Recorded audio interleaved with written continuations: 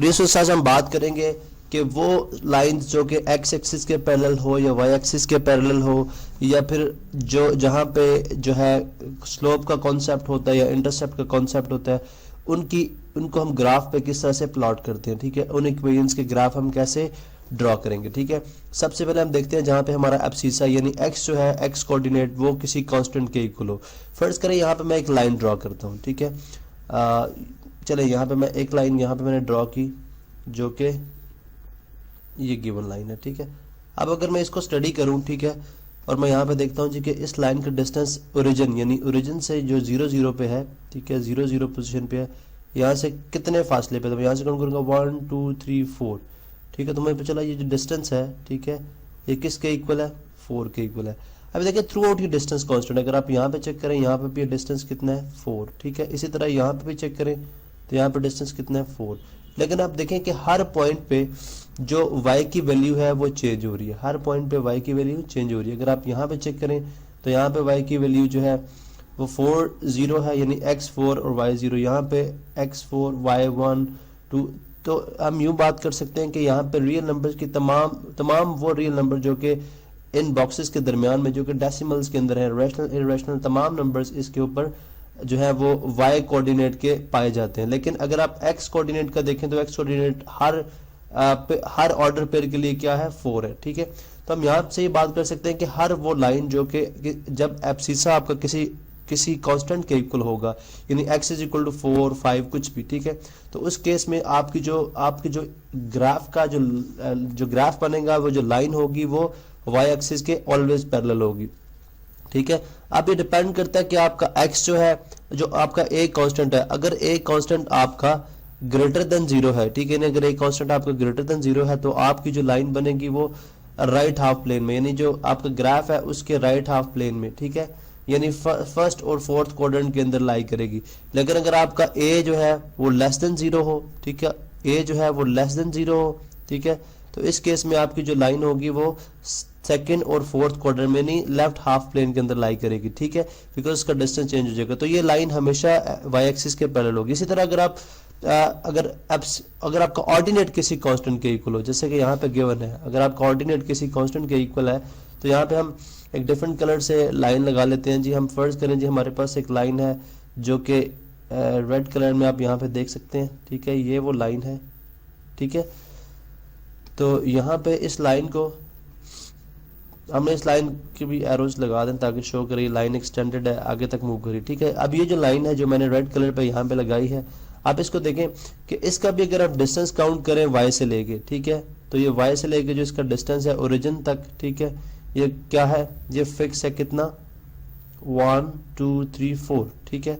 अब इसी तरह आप किसी भी पॉइंट पे अगर ये लाइन को एक्सटेंड करें राइट लेफ्ट साइड पे, तो ग्राफ पेपर आपके पास ज्यादा हो तो आप जहां पे भी इसको मेयर करेंगे वो जो डिस्टेंस होगा y कोऑर्डिनेट का वो 4 होगा। लेकिन अगर आप इस पे किसी जगह पे बॉर्डर पे ड्रॉ करते हैं, पेयर ऑफ पॉइंट्स ड्रॉ करते हैं, तो वहां पे x की वैल्यू यानी x की तमाम वैल्यूज जो कि इस नंबर लाइन पे एग्जिस्ट करती हैं, जो कि हम यूं कह सकते हैं कि तमाम रियल नंबर्स होंगे वो, ठीक है, 1 2 पॉजिटिव नेगेटिव रैशनल इररेशनल तमाम नंबर्स के अंदर होंगे, ठीक है। तो गोया हम ये बात कर सकते हैं कि y जो है यहाँ पे वो 4 फिक्स्ड है, ठीक है, ऑल टाइम्स क्या होगा, 4 होगा, ठीक है। लेकिन यहाँ पे अगर आप देखें तो x की वैल्यू जो है वो 1 हो सकती है, 0 हो सकती है, -1 हो सकती है, 2 हो सकती है, उस लाइन पे जो तमाम वैल्यूज होंगी वो उसके अंदर आ जाएंगी। तो हम ये बात कर सकते हैं कि कोई भी इक्वेशन जिसमें आपका जस्ट ऑर्डिनेट किसी कांस्टेंट के इक्वल हो, तो वो उस इक्वेशन में आपकी जो लाइन बनेगी वो लाइन ऑलवेज जो है वो पैरेलल होगी x एक्सिस की, ठीक है, ऑलवेज पैरेलल होगी x एक्सिस की। अब ये अबव द x एक्सिस हो या बिलो द x एक्सिस होगी, इसके अंदर क्या केस है, तो ये सिंपल सी बात है कि अगर आपका c कांस्टेंट जो है ग्रेटर देन 0 होगा तो अबव द x एक्सिस होगी, और अगर लेस देन 0 होगा तो बिलो x एक्सिस होगी, ठीक है। अब हम बात कर लेते हैं कि y is equal to mx। यहाँ पे याद रहे कि m जो है वो स्लोप है। स्लोप बेसिकली हम बात करते हैं कि किसी लाइन की जो इंक्लिनेशन है कि लाइन कितनी जो है वो इंक्लाइंड है, ठीक है, इस सेंस में हम बात करते हैं कि हमारे पास वो जो है वो स्लोप होती है लाइन की, ठीक है। अब फर्स्ट करें हमारे पास एक इक्वेशन है, मैं लिखता हूँ जी y is equal to x, ठीक है। अब यहाँ पे सपोज करें जी यहाँ पे y is equal to mx ही था, लेकिन मैंने एक ऐसी इक्वेशन ले ली, ठीक है, जिसको मैं कह रहा हूँ जी कि y is equal to x, जिसके अंदर m जो है यानी स्लोप जो है हमारी कितनी है 1।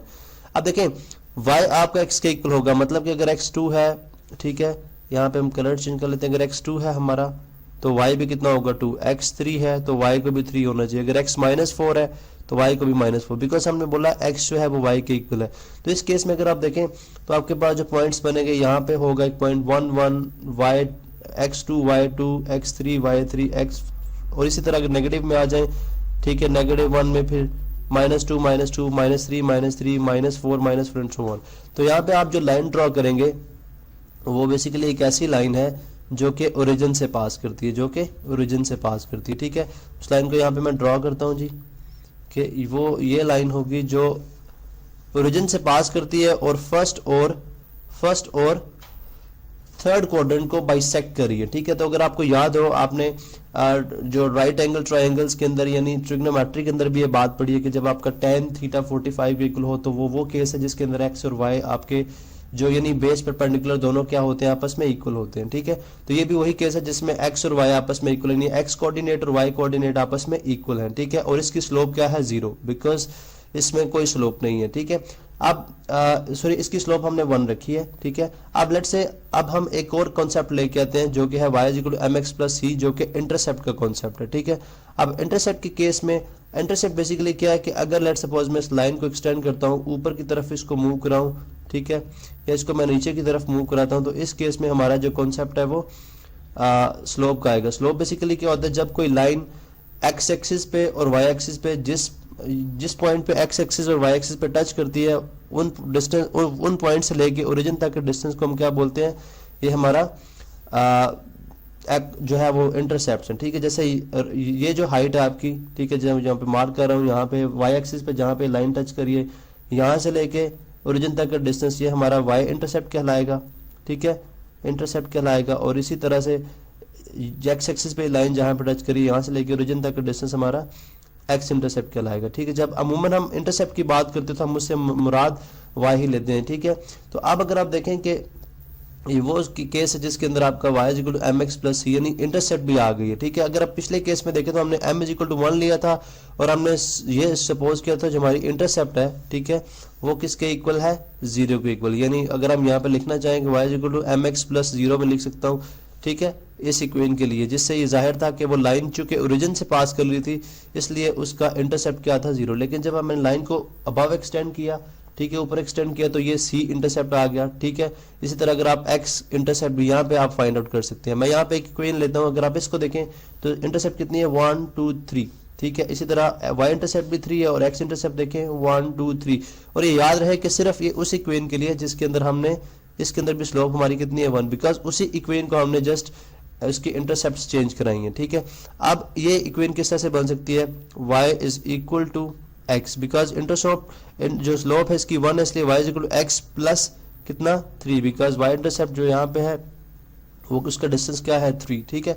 अब अगर आपने x इंटरसेप्ट फाइंड आउट करनी है, ठीक है, x इंटरसेप्ट यहाँ पे कितनी है -3, ठीक है। यहाँ पे मैं बता दूं ये नेगेटिव साइन मैंने लेफ्ट साइड पे तो क्या हो जाएगी -3। अब अगर आपने यहाँ पे x इंटरसेप्ट फाइंड आउट करनी है बाय इक्वेशन मेथड, तो आप x को जो है y को 0 पुट कर लें, x इंटरसेप्ट आ जाएगी। अगर आपने y इंटरसेप्ट फाइंड आउट करनी है तो आप x को 0 पुट करके आप y की वैल्यू जो है यहाँ से फाइंड आउट कर सकते हैं। तो ये बेसिकली ये आप देखते हैं कि हम किस तरह से ग्राफ जो है वो इन इक्वेशंस के हम ड्रॉ करते हैं और उनको किस तरह से हम इंटरप्रेट करते हैं।